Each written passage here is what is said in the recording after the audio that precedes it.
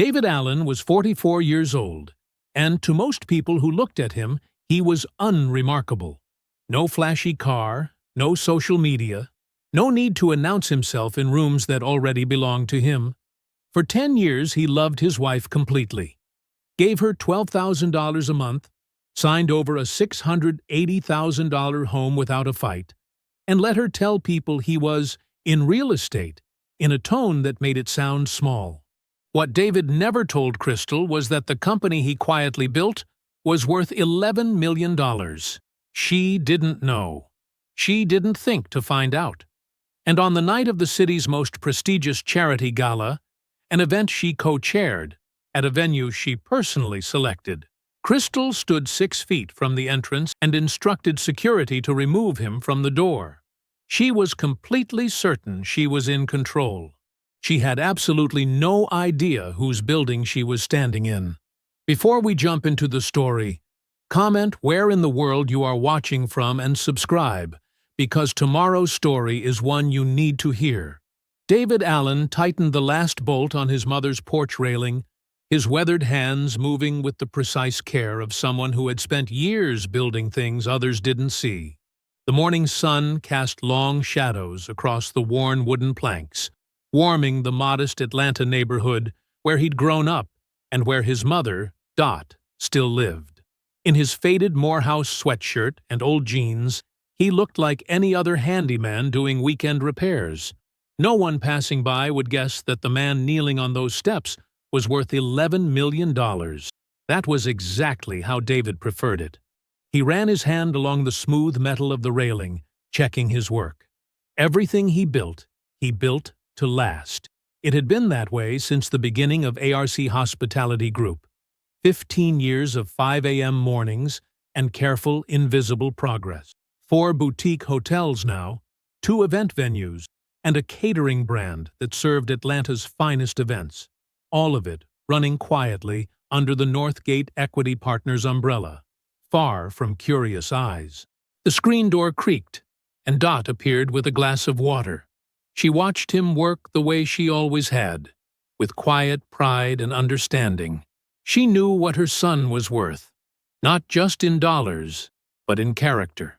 So did his sister Patrice and his attorney Grant. 3 people in the whole world who saw the full picture. That had been enough for David, until now. His mind drifted to Crystal, the way it often did on these quiet Saturday mornings.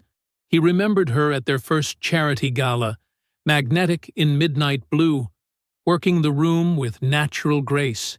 She had that gift, making connections, building circles, turning every dinner party into a strategic opportunity. When people asked what her husband did, she'd say, "He's in real estate," with a slight softening of her voice that made it sound like a small thing, a stepping stone to something grander. For 10 years, he'd given her full access to their accounts, $12,000 a month to build the life she wanted. He never complained about the designer clothes or the social memberships or the endless entertaining. He loved her. He believed in her vision, even when it didn't align with his preference for privacy. 7 months ago, she'd sat across from him at their kitchen table, explaining in careful terms about emotional distance and growing apart. She spoke about change and personal growth, and all the other words people use when they're trying to make betrayal sound inevitable. David, believing she had simply fallen out of love, hadn't fought. When Grant pushed for forensic accounting, David declined. He remembered saying, "Let her have her dignity." He signed over the Buckhead house without argument, added a car, agreed to $200,000 in liquid assets. He wanted to protect her, even as she was leaving. His phone buzzed in his pocket. Jerome's name lit up the screen. Crystal's younger brother had stayed close after the divorce, one of the few genuine friendships David had kept from the marriage. He answered, welcoming the distraction. They talked easily about nothing much. Jerome's new job, the Falcons' chances this season, Dot's famous sweet potato pie. Then Jerome mentioned Victor Hale's name casually, like it was something David would know. They've been together for a minute now, like 2, 3 years. Crystal seems happy. You know? The silence that followed was absolute. David could hear his own heartbeat, steady and unchanged, even as the world shifted beneath him. Jerome's voice came back, smaller now. David, man, I thought you knew. I appreciate the call, Jerome. David's voice was calm, measured, the same voice he used in board meetings and property negotiations. He ended the call and set his phone down next to the wrench. Dot appeared again, this time with sweet tea. She set it on the step beside him without a word and went back inside. Some things didn't need talking about. David sat on the porch steps, staring out at the neat row of crepe myrtles he'd helped his mother plant years ago. The numbers aligned themselves in his mind with brutal clarity. The divorce was final 7 months ago. Victor had been there for at least 2 to 3 years. Crystal hadn't left, because love died slowly.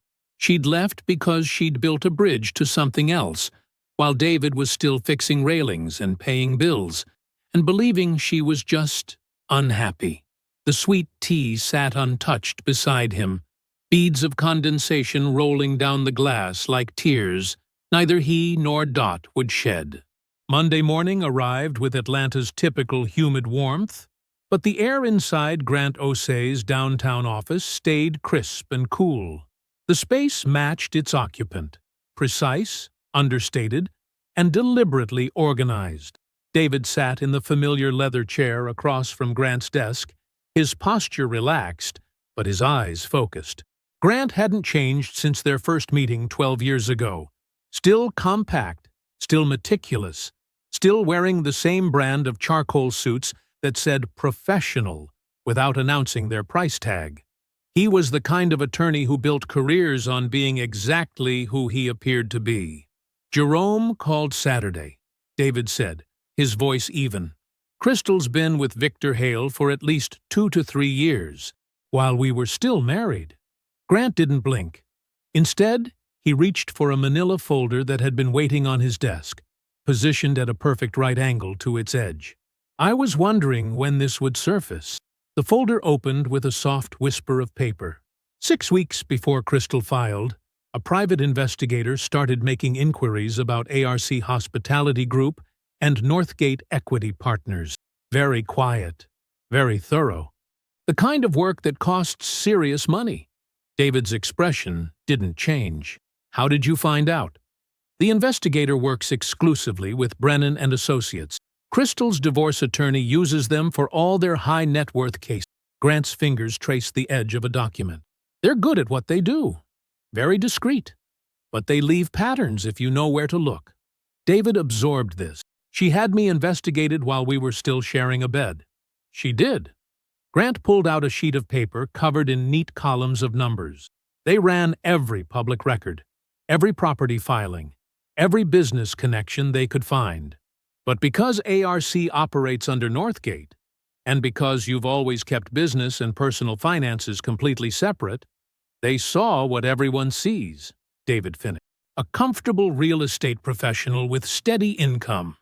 Exactly. Grant laid out more papers, property records, tax assessments, the settlement agreement Crystal had signed so quickly. They valued your net worth at just under $1 million.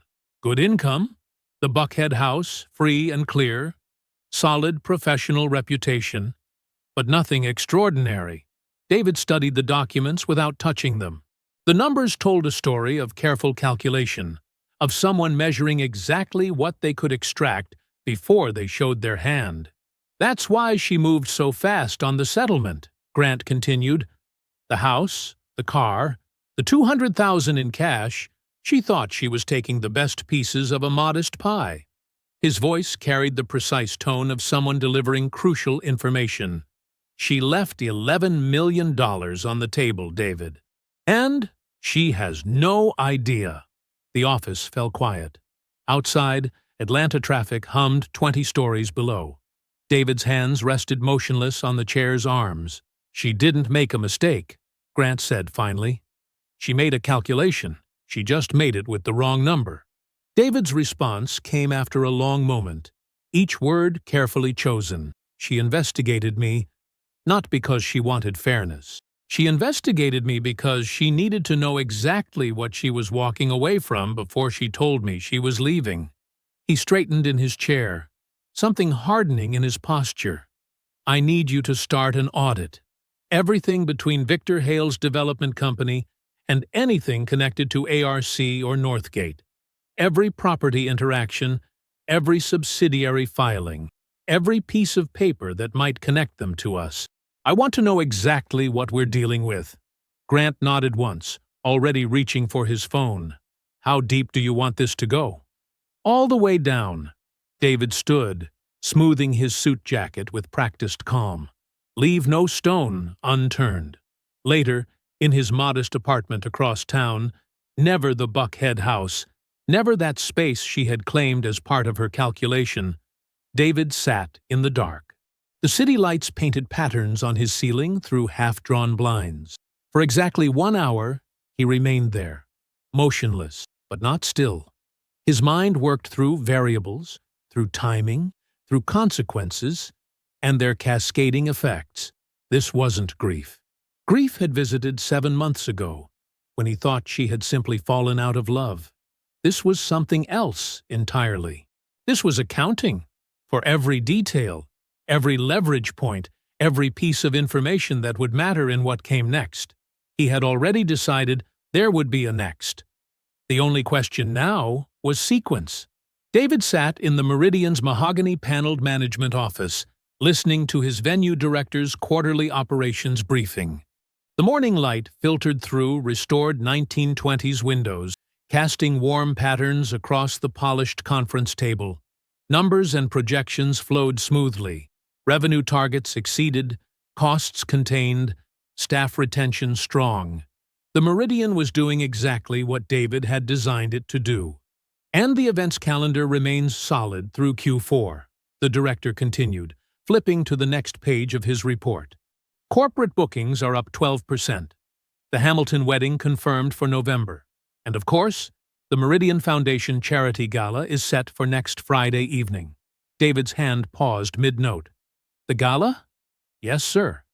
Their committee selected us 6 weeks ago. Everything's proceeding on schedule.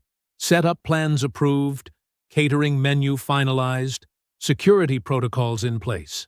David nodded, his pen resuming its steady motion. He asked a few more questions about staffing and logistics, wrapped up the meeting with his usual quiet efficiency, and walked the property's public spaces before leaving. The Meridian was, as always, immaculate. Gleaming marble floors, restored crown molding, brass fixtures polished to a soft glow. It was exactly what a historic Atlanta hotel should be, which was precisely why people fought to book it. Back at his office, Grant was waiting with a fresh set of documents from the ongoing audit. The attorney's expression carried a hint of something that, on anyone else, might have been amusement. The Gala Planning Committee roster came through this morning, Grant said, sliding a single sheet across the desk. I think you'll find the co-chair listing interesting. David scanned the page. There it was, 3 names down. Crystal Watkins. She's been coordinating directly with the Meridian's events team for 6 weeks, Grant continued. All correspondence under her maiden name. The staff knows her only as a committee representative. They have no reason to connect her to you. David set the paper down carefully. She chose the venue? According to the selection minutes, she was the strongest advocate, called it the most extraordinary space she'd seen in Atlanta. Grant's tone remained professionally neutral. She's been building her new identity there, hosting committee meetings, directing setup plans, positioning herself as a woman of influence and taste. Inside your flagship property. The office fell quiet. Atlanta's afternoon traffic hummed 20 stories below. David studied the document for another long moment, then looked up at Grant. I'm going to the gala. Grant's eyebrows rose slightly. As what? As myself, David said simply. Just myself. 10 days later, David stepped out of his car at the Meridian's entrance. His charcoal suit was perfectly tailored, but deliberately understated.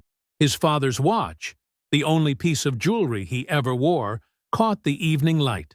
He moved unhurried up the front steps, the way a man walks into a space he owns, because he did. The lobby doors stood propped open, spilling warm chandelier light and string quartet music onto the marble landing. Two security guards in black jackets worked tablets displaying the guest list. A small cluster of late arrivals milled near the velvet rope line, trading air kisses and practiced laughs. And there, no more than 6 feet from the entrance, stood Crystal. She was positioned exactly where a co-chair should be, greeting the right people, being seen greeting the right people, performing the role of someone who belonged at the center of things. Her burgundy gown caught the light perfectly. Her champagne flute was raised mid-gesture as she laughed with Beverly, whose husband's corporate board memberships made her exactly the right person to be seen laughing with. Crystal saw David the moment he reached the top step. The laugh stopped. Not gradually. It stopped. Her eyes moved from his face, to his suit, to his face again, recalibrating in real time. 6 feet. Close enough that David could see the exact moment her expression shifted from surprise to irritation to something colder and more deliberate. She made her decision before he had said a single word. She took one step toward the larger security guard, a broad man with an earpiece, and spoke quietly, but not so quietly that Beverly and the surrounding cluster couldn't hear. "That man is not on the list," she said, tilting her chin slightly toward David. "He's not a guest. I need him removed from the entrance. Now, please." She did not look at David when she said it. That was its own statement. The guard approached professionally. "Sir, this is a private event. If you're not on the guest list, I'll need to ask you to step back from the entrance." David looked at the guard, not at Crystal, at the guard. His posture remained entirely unbothered. He reached into his interior jacket pocket and produced a single business card. Cream stock. Simple font. No logo. The guard took it, read it. His eyes moved between the card and David's face. He stepped back, not away, but differently, and raised one hand to his earpiece. A short radio exchange, low and clipped. 11 seconds of silence. The Meridian's general manager emerged through the lobby doors at something between a walk and a jog, hand already extended. "Mr. Allen," his voice carried. Crystal was 6 feet away. Every word landed. "We weren't notified you'd be attending this evening. Is there anything you need?" "Anything at all?" David pocketed the card smoothly. "Everything's fine. Just wanted to see how the evening was running." He walked inside. He did not look at Crystal. Beverly, champagne flute frozen mid-air, had seen and heard everything. By morning, everyone would know. David moved through the Meridian's grand ballroom like a shadow, present but unobtrusive, exactly as he had operated for 15 years. The crystal chandeliers cast warm light across marble floors he had personally selected during the restoration. A string quartet played from the corner alcove he had designed specifically for live music. "David!" Marcus Chen, CEO of Atlantic Development, crossed the room to shake his hand. "Didn't expect to see you here tonight. How's that Buckhead project coming along?" "On schedule," David replied with a small smile. "Foundation work starts next month." More greetings followed. A foundation board member who knew him through mutual investments, 2 commercial bankers who had worked with Northgate, a developer eager to discuss the Savannah market, unaware he was speaking to the man about to acquire its most significant historic property. David accepted a glass of whiskey from the bar and found a quiet spot near one of the restored colonial columns. He watched the room with unhurried attention. Crystal moved through the crowd with practiced grace, touching elbows, trading air kisses, maintaining the image of a woman comfortably at the center of things. But he noticed the tight line of her shoulders, the extra beat before each laugh. She approached him 40 minutes later, champagne in hand, wearing the expression she had always used when she believed she held the higher ground. "What are you doing here, David?" Her voice was controlled, precise. "Attending a function at my venue. He took a small sip of whiskey. Your venue? The laugh was practiced, dismissive. This isn't your venue. This is the Meridian. It's owned by Northgate Equity Partners. David said nothing. The silence stretched. There's no reason for you to be here, she continued. The divorce is final. We've both moved on. Victor and I are building something real. Something with a future. Whatever this is. She gestured vaguely at his presence. It's unnecessary. She was waiting for him to defend himself, to become small or wounded the way she had always expected him to be. He simply watched her, his expression mild. You can't just show up here, she said, an edge creeping into her tone. This is my world. These are my connections, my committee, my event. The event seems to be running smoothly, David replied. The staff did excellent work with the setup. This isn't about the setup. Crystal's fingers tightened on her champagne stem.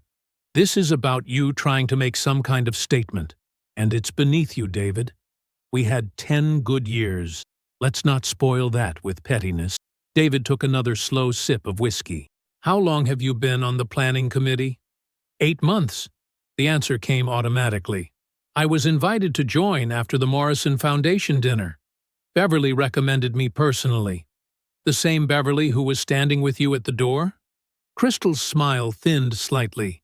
Yes, she's been very supportive of my involvement in the foundation. She understands what I'm trying to build here. And what is that, exactly? A meaningful presence in Atlanta's philanthropic community. Real influence. The kind of connections that create actual change. She straightened her spine slightly. Victor understands that. He's helping me build something that matters. David nodded once, as if absorbing a routine business update. Thank you for sharing that perspective. That's all you have to say? I believe you've said everything that needs to be said. He finished his whiskey and set the glass on a passing server's tray. Have a good evening, Crystal. He walked away before she could respond, moving through the crowd with the same quiet efficiency he brought to everything. He did not return to that corner of the ballroom. At precisely 10:45, David bid good night to his general manager and walked to his car. The evening air was cool, carrying the first hint of Atlanta's fall. He pulled out his phone as he settled into the driver's seat. Grant, he said when the attorney answered. The audit. How soon? 2 weeks, Grant replied. Maybe less, if we push. 2 weeks is fine. David ended the call and began the drive home. The traffic was light. He moved through it steadily, unhurried. The plan was already in motion. Every word Crystal had said tonight about Victor, about influence, about building something that mattered, was filed away, clear and permanent. She had given her statement without knowing what she was stating. The deposition was complete. The morning sun filtered through Grant's office windows, casting long shadows across his polished mahogany desk. David sat in the same chair he'd occupied 2 weeks ago, his posture relaxed but attentive. Grant placed a thick manila folder on the desk between them. It's worse than we thought, Grant said, opening the folder with practiced precision. David leaned forward slightly as Grant extracted a series of documents, each tab marked and annotated with his characteristic thoroughness. The top page showed a property assessment for the Hamilton, a boutique hotel in Chattanooga that David had acquired through an ARC subsidiary 3 years ago. 8 months ago, Grant began, Hale Group Investments made a structured attempt to acquire the Hamilton. On the surface, it looked like an opportunistic play. They identified what appeared to be a vulnerability in the property's debt structure and moved to exploit it. David's expression remained neutral. Which vulnerability? Section 7.3 of the subsidiary's debt covenant. Grant pulled out a highlighted document. There was a technical gap in the cross-default provisions that could have triggered an accelerated repayment requirement if exploited correctly. The kind of detail that doesn't show up in public filings. I remember the restructuring, David said quietly. Our quarterly audit caught it. We closed the gap before anything could happen. Yes. At the time, we thought it was just good risk management. Grant's tone shifted slightly. Now we know why that gap was targeted so precisely. He pulled another document from the folder, an email printed on standard discovery paper, marked with legal reference numbers in the corner.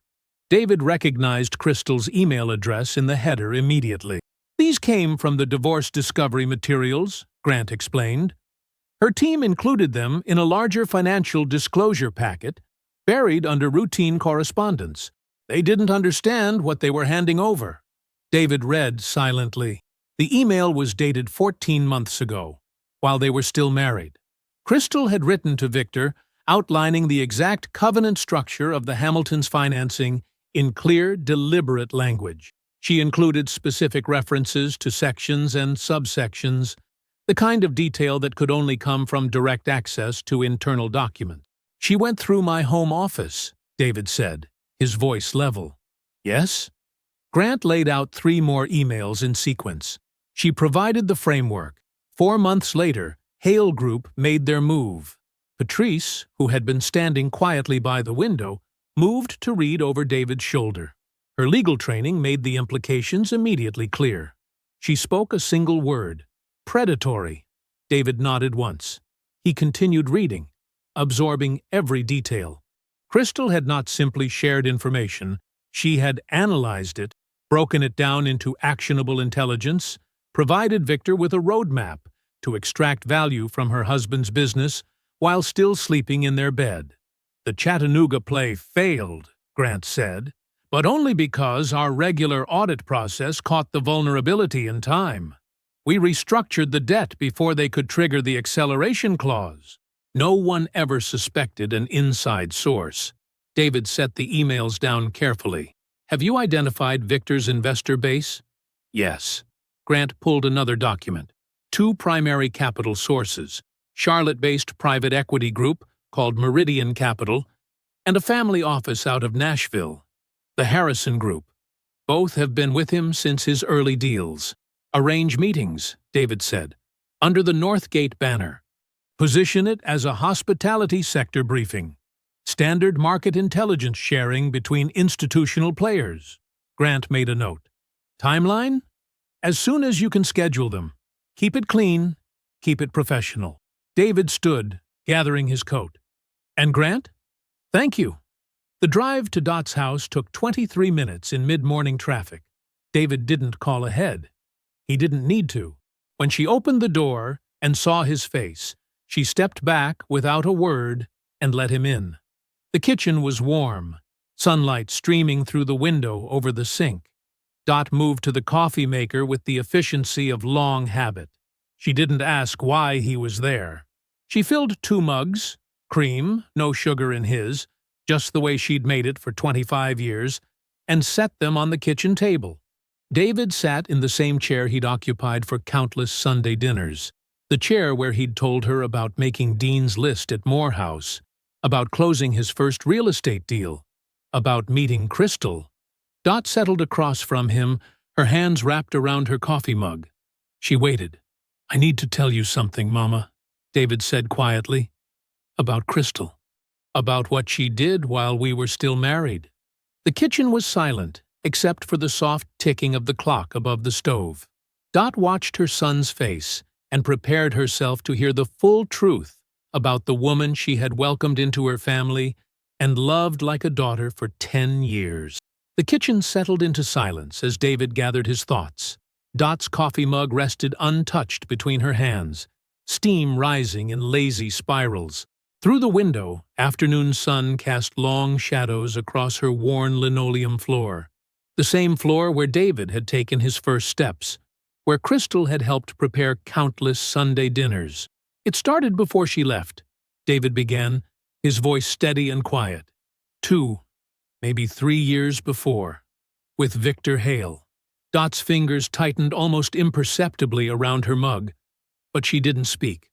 David continued, laying out the timeline piece by piece, the affair running in parallel to their marriage, Crystal building her exit strategy while still sharing their bed. 6 weeks before she filed, he said, she had me investigated, hired someone to look into the business, into our finances. She wasn't trying to understand what we had.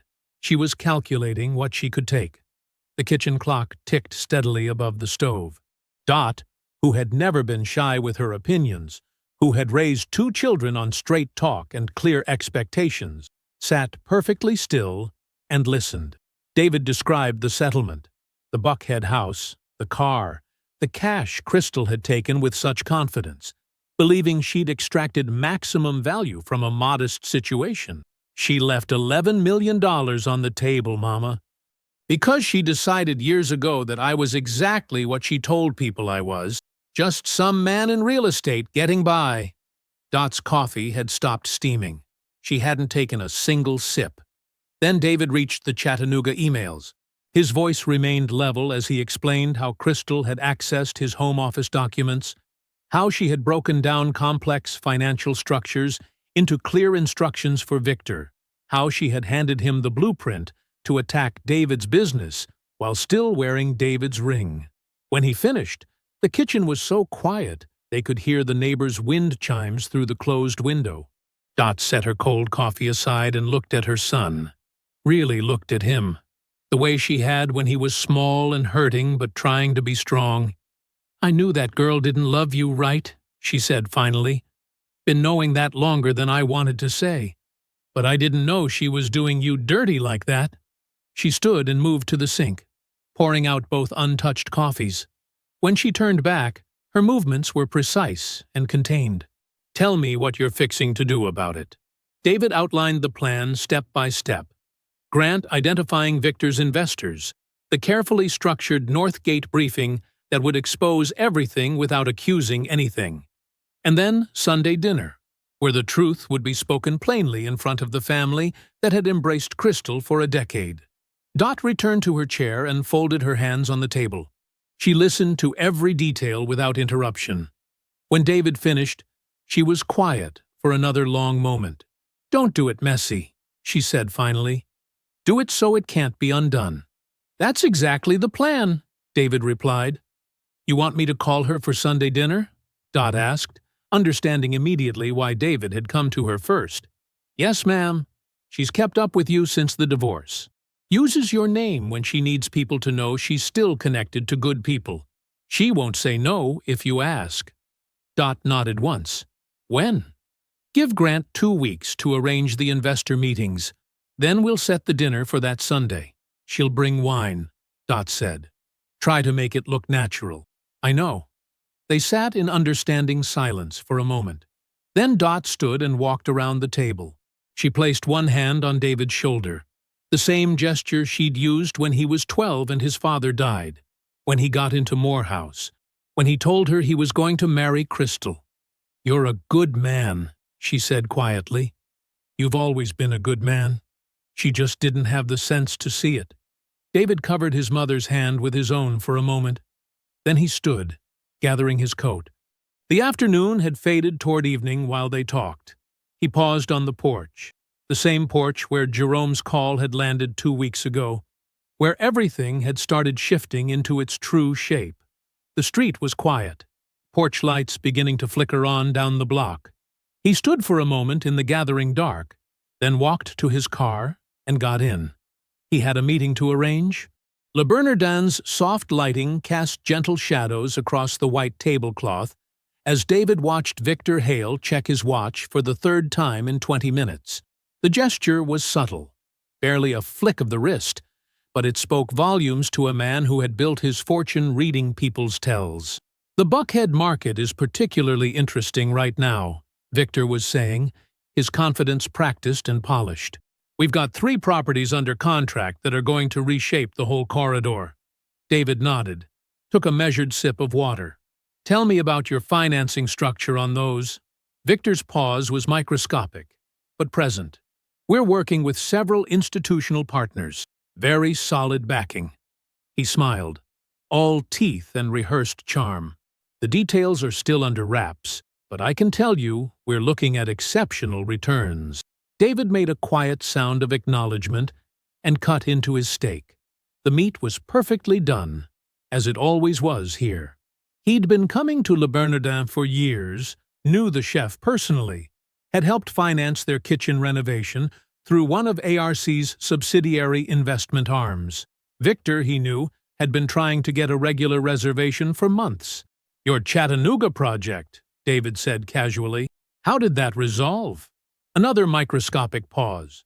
"We decided to explore other opportunities in that market. The timing wasn't optimal." David nodded again, knowing exactly why the timing had failed. He'd restructured that debt covenant himself after catching the vulnerability Victor had tried to exploit. "The market can be unpredictable," David offered mildly. Victor launched into a detailed explanation of his company's risk management approach, heavy on buzzwords and light on specifics. His left hand tapped the table edge twice, a nervous tell he probably didn't know he had. David had seen the same gesture when Victor mentioned the Buckhead properties. "Your 2 deals in Virginia Beach were impressive," David said, watching carefully. "Strong execution." Victor's posture relaxed fractionally. "Thank you. Yes, those were watershed moments for us. We've built significant momentum since then." But he didn't offer specific numbers, David noted. Those deals were 3 years ago. The confidence was a performance, and an expensive one. Victor's suit was new money loud, his watch clearly chosen to be noticed. A man secure in his position didn't need to telegraph it this aggressively. "What's your perspective on hospitality integration?" David asked. "Particularly in mixed-use developments." "That's actually perfect timing," Victor replied, too quickly. "We're exploring several opportunities in that exact space. I'd love to walk you through our approach, but the walkthrough that followed was all framework and no foundation. Broad strategy statements without the granular detail that indicated real operational knowledge." Victor was selling a vision he hadn't built yet, counting on relationship capital to bridge the gaps. The waiter appeared with coffee. David declined politely. He'd seen everything he needed to see. "I appreciate you making time," David said, his tone pleasant and unrevealing. "I'll have my team follow up next week." Victor's handshake was firm and eager. "Looking forward to it. This could be the beginning of something significant." David smiled slightly. "Could be." In the parking garage after, David sat in his car for a moment before starting the engine. He pulled out his phone and dialed Grant. "I've seen enough," he said when Grant answered. "Get me the names of Victor's 2 largest investors and arrange an introduction under the Northgate banner. Hospitality sector briefing. The Meridian. Keep it clean. 1 week enough? Fine." David ended the call and sat for another moment in the quiet of his car. Victor's performance had confirmed everything the documents suggested. A man leveraged past his means, operating on borrowed confidence and Crystal's connections, reaching for things he hadn't earned and couldn't sustain. 7 days later, David stood at the head of the Meridian's executive boardroom. Morning light streamed through floor-to-ceiling windows, highlighting the room's restored 1920s architectural detail. The Charlotte Private Equity Group's managing director sat to his left, the Nashville family office principal to his right. Both had accepted the Northgate invitation immediately. They knew the name, even if they didn't yet know the man behind it. David adjusted his cuffs once, tugged his jacket straight, and prepared to begin. Sunlight flooded the Meridian's executive boardroom, warming the restored mahogany panels and highlighting the room's original crown molding. David stood at the head of the table, his presentation materials crisp and organized before him. To his left sat Marcus Chen, managing director of Horizon Capital Partners out of Charlotte. To his right, Elizabeth Whitman from Nashville's Whitman family office. Both had reputations for careful due diligence and patient capital deployment. Northgate's hospitality portfolio currently encompasses 11 properties across 4 states, David began, his voice steady and unhurried. Our acquisition strategy focuses on historically significant venues with strong bones and underutilized potential. For the next hour, he walked them through Northgate's full operation.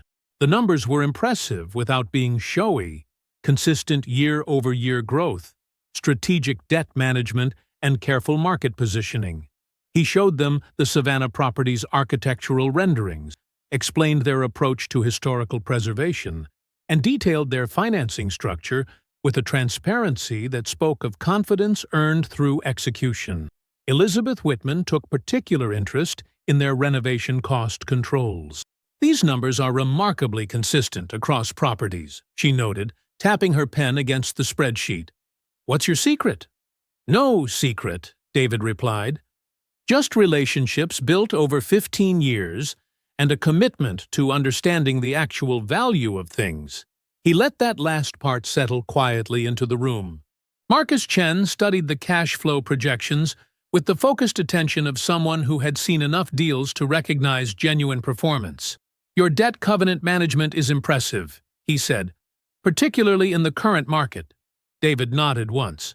"Speaking of covenants," he said, "I'd like to walk you through a case study in risk mitigation, something from our Chattanooga portfolio." His team distributed fresh folders. Inside was a detailed analysis of an attempted hostile acquisition. All names redacted, all numbers precise. The target property, the approach vector, the specific debt covenant mechanism that had been identified and nearly exploited.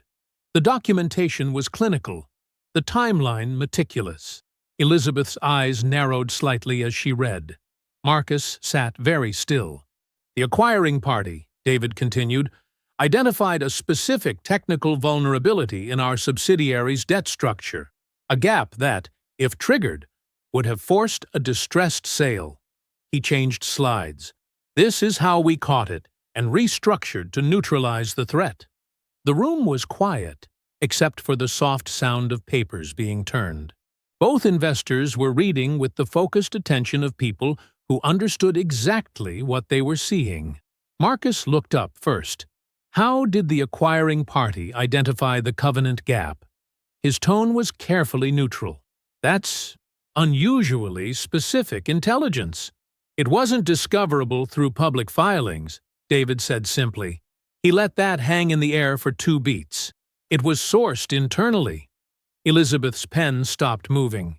Marcus's expression didn't change, but his posture shifted almost imperceptibly. "Next slide," David said, moving forward. "Our Q4 acquisition pipeline." The meeting concluded professionally 40 minutes later. Handshakes were exchanged, business cards traded, genuine interest expressed in future collaboration.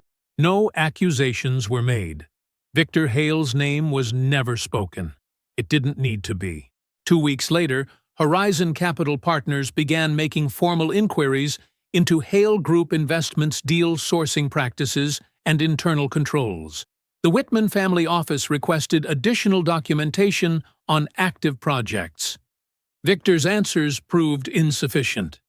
2 developments lost their backing. A third stalled in pre-construction.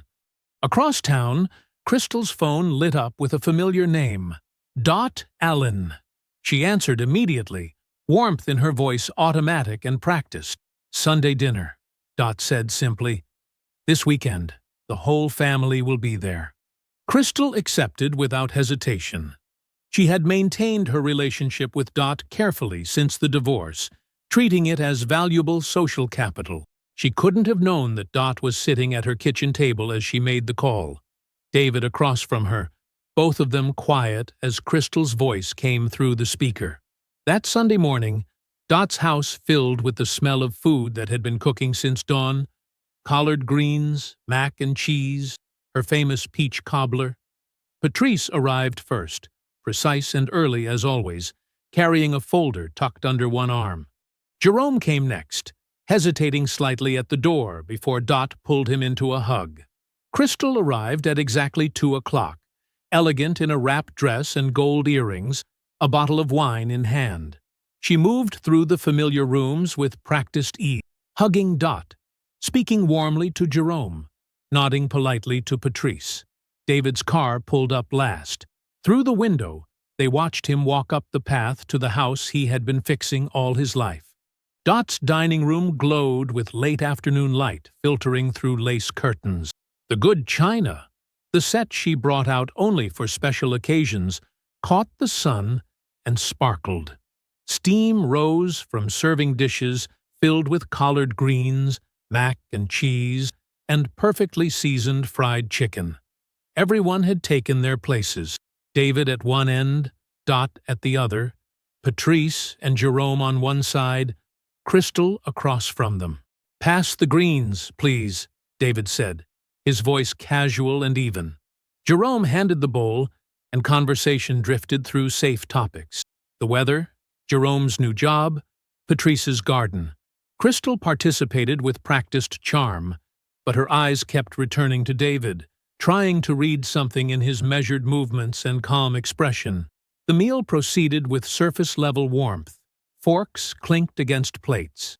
Ice settled in glasses. David ate unhurriedly, responding when addressed but otherwise quiet. The same quiet that had always frustrated Crystal, that had made her feel like he was holding something back. Now, watching him from across the table, that quiet felt different. Dangerous. "The mac and cheese is perfect as always, Dot," Crystal said, her voice carrying just the right note of familiarity and respect. Dot nodded once but didn't elaborate.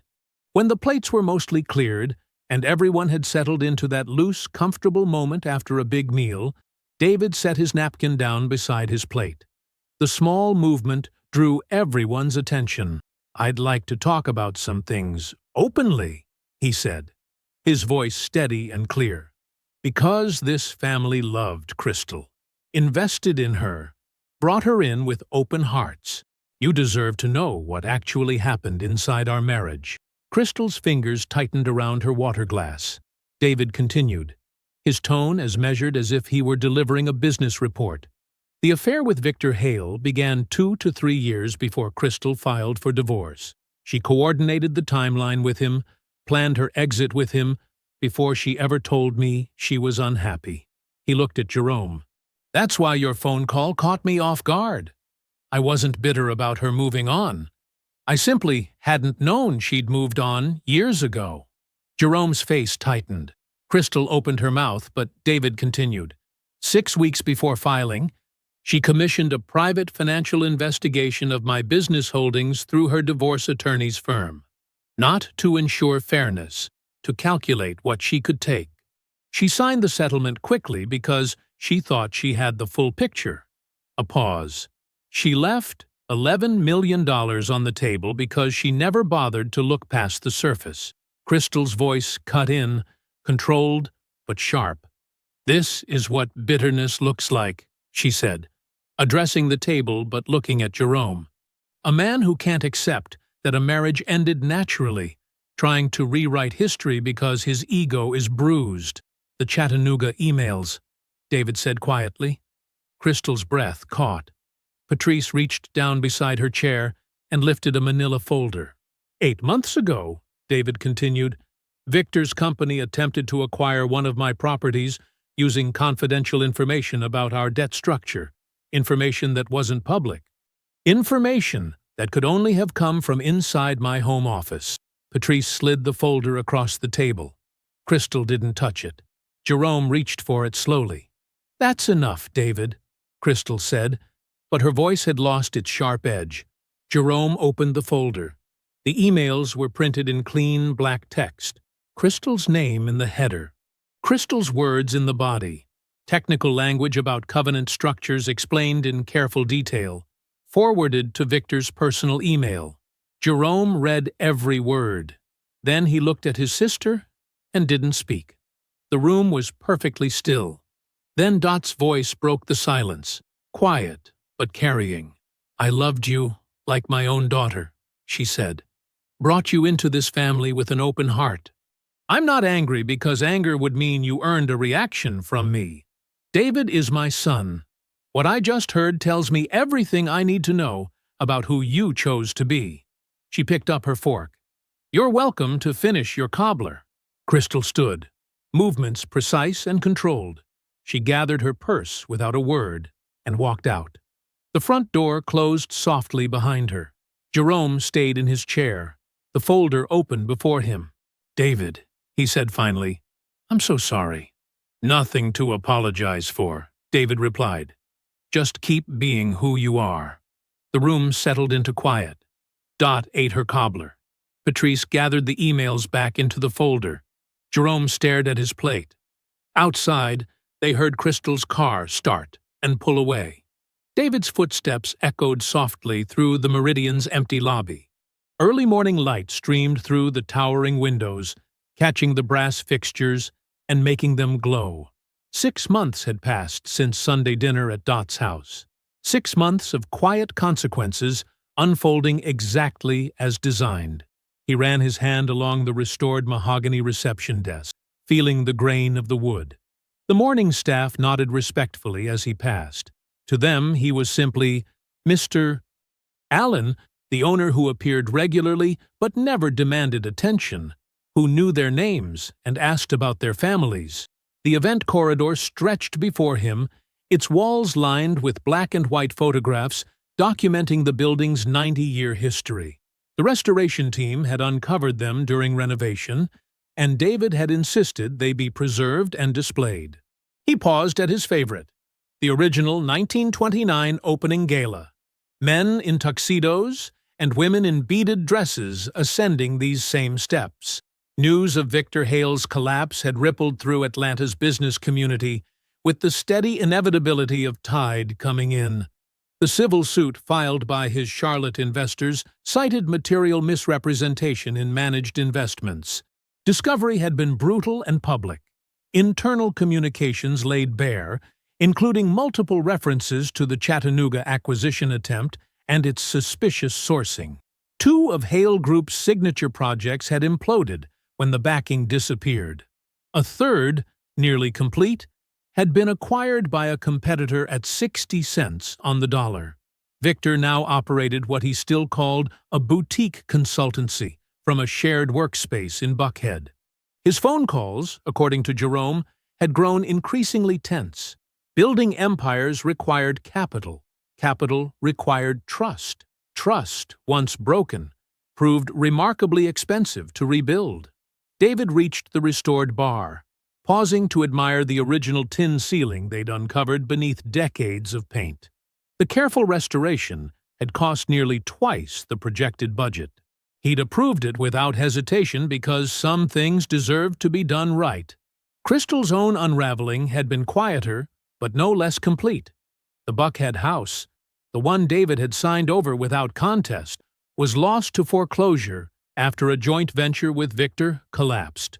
She'd used it as collateral, betting the house David gave her on the man she left him for. The universe had a particular sense of poetry sometimes. She maintained a rental apartment in what was still technically the right zip code, though the distinction carried less weight now that the Meridian Foundation had declined to renew her co-chair position. The official explanation cited committee restructuring. Everyone understood. Her social circle hadn't abandoned her dramatically. They had simply reorganized. Calls returned more slowly. Schedules filled more quickly.